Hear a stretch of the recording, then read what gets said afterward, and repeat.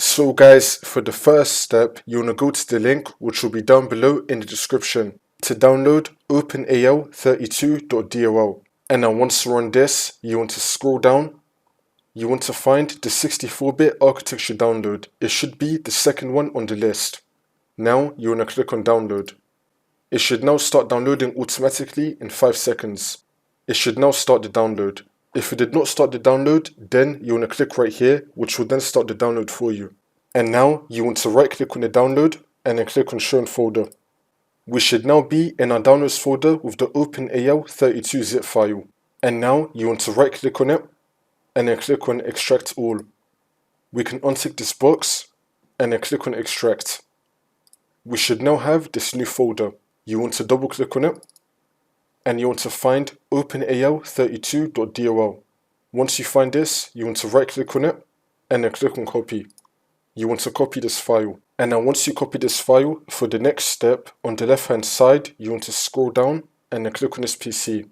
And now you want to find your Windows drive. It's going to have the Windows logo on it. Double click on that and then click on Windows.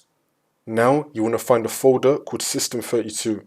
We're going to scroll down until we find System32. Double click on it. You want to paste the DLL file into this folder. So now you want to right click on the white space and then click on paste and then continue. It's now going to paste the OpenAL32DL file into this folder.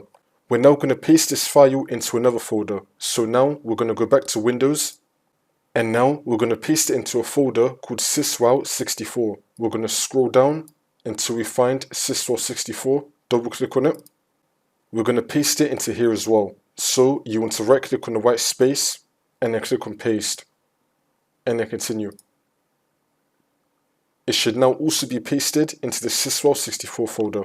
And now once you paste the DLL file in both System32 and sysroute64, for the last step you want to restart your computer and then the problem should be fixed.